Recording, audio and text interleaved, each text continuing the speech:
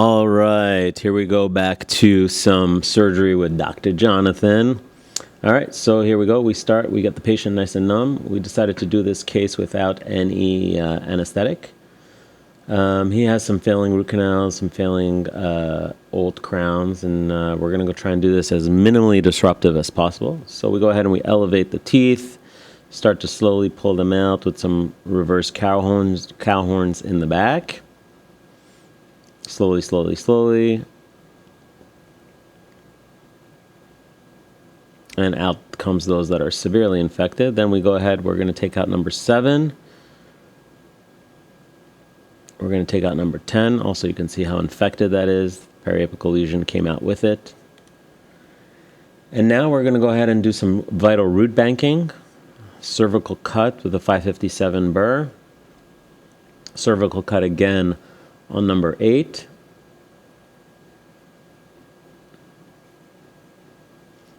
And then we use a flat diamond burr to cauterize the nerve and at the same time place the root tip about 1 to 2 millimeters subcrestal.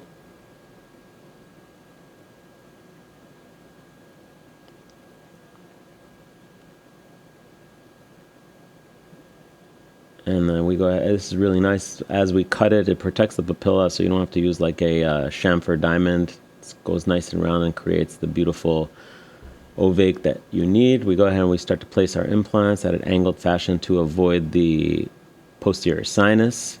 Dentures burrs in reverse. This is a 3-0 to depth.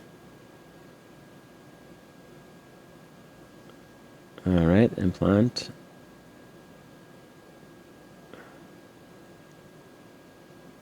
And this is a 4.5. Looks super angled at angle. That's about 30 degrees, not more than that. And then we go ahead and tooth number 5, another implant.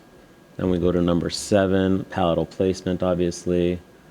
Boom, Megagen Anyridge implant, nice and tight. We make sure that the implant is deep enough so we get a nice running room / emergence profile.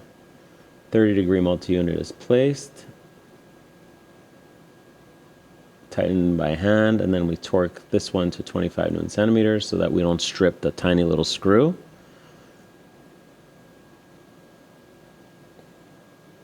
I'm using the Mega Torque handpiece, one of my favorite handpieces. All right. Straight multi-units in the front because I try to avoid angled multi-units as best as I can. I'll correct the angle with the Powerball screw up to 30 degrees. Collar tape in that area. And then we try and go in the tuberosity / pterygoid region for another implant. Dentures burrs.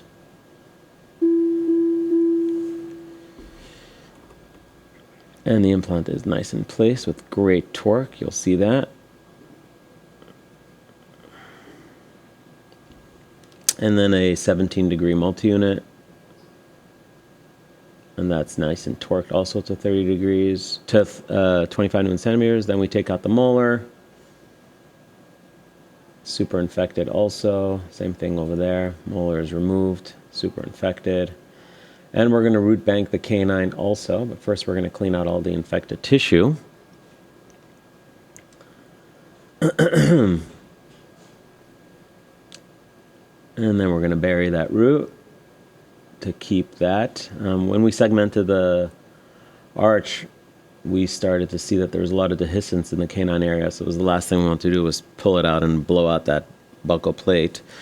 You see the foam is our new prototype XCELL foam that will be coming out very, very soon. We are now working on different types of sizes and absorbencies that's coming out. Anyhow, spectacular for these type of cases. You can see the patient. It's absorbing and absorbing. It'll be pretty low cost.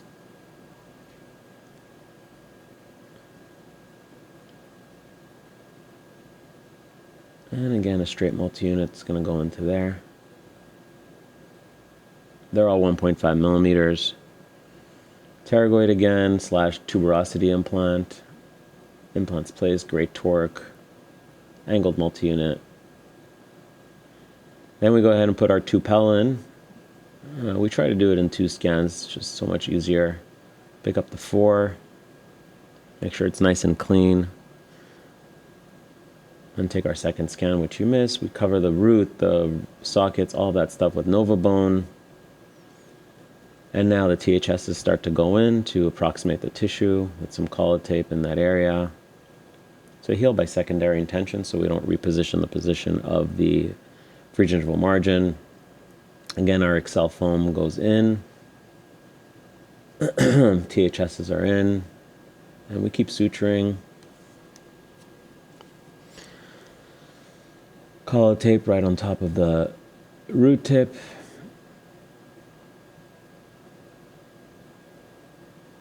Gentle suturing just in that area to keep the collet tape in. Again, we made no flap as you can see in the anterior. THS is going in again in the front. You can see the great spread that we have with 6 implants.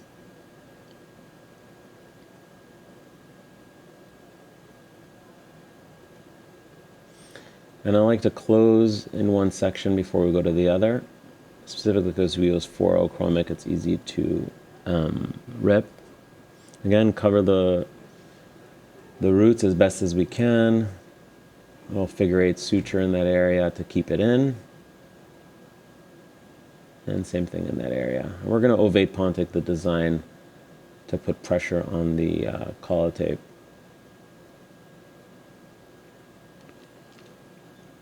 Alright, continuing with the sutures. Again, 4 chromic, I really love that. It heals with very little to no scarring. THSs, these are all 2mm THSs. Collet tape as I go around.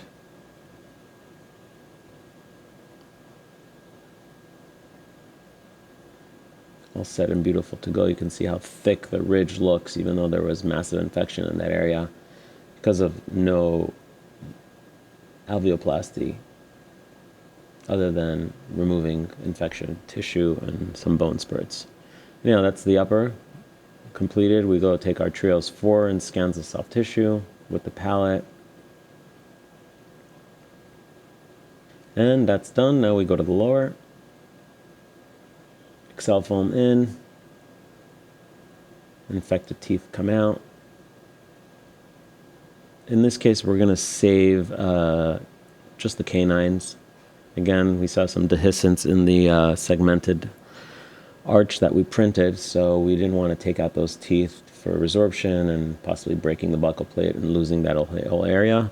Can't really tell from this photo, but his mesial-distal width on the lower arch is very, very thin, so we're trying to just do small alveoplasty so we can get a little bit more thickness. And you can see his lower teeth were pretty short, so we want to get some good restorative space and, more importantly, some good-looking teeth. So implants are placed, straight MUAs are placed on top, and we start to suture because he had some bleeding there, and I don't like to work when it bleeds because then I can't see.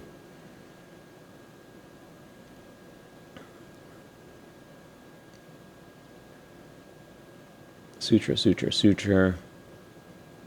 And we continue position number 26.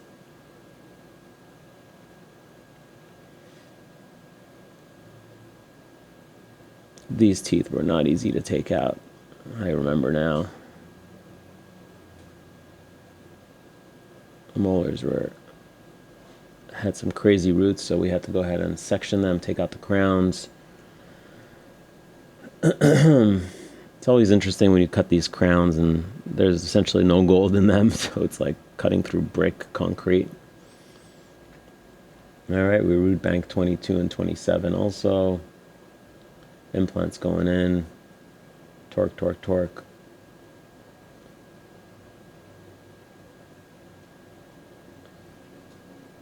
Depth specific drills and any ridges going in.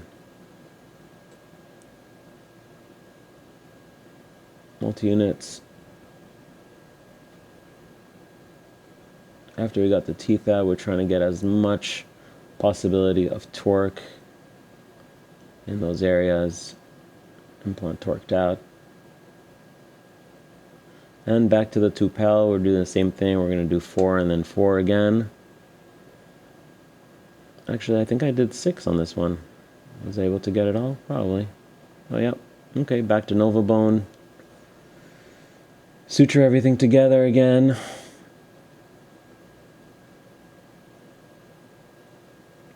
And continue around.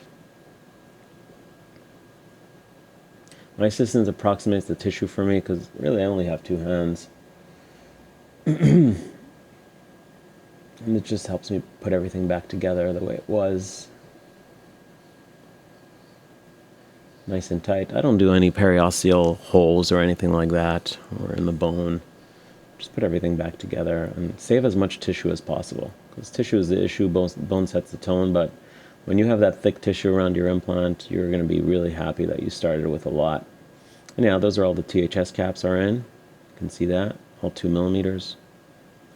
And always in the premolar, you can see it's a little bit angled, but no big deal. We're going to fix that with the power ball screw, and I'd rather do that. All right, there's the XCELL jig. Perfect. We're going to stabilize that. All right, lower XCELL jig, make sure we get his bite correct. See, it's a little bit open there. Boom. We use our positioner, which comes with the smile syllabus files when you get it designed. There's what the upper looks like. There's what the lower looks like. And then after all of that's done, we go ahead to exocad. I design everything, print it on the Dentifab. 15 minutes later, I take off the THSs, and I deliver the prosthetic. Powerball 1.0 screws. A lot of pressure. Luckily, the patient's still numb at this point because as you push on the tissue, it always will hurt a little bit more. You should open the embrasures a little bit more to develop tissue. And there he is. Nice and happy. Hope you enjoyed it. Have a great day. And more importantly, do the best for your patient.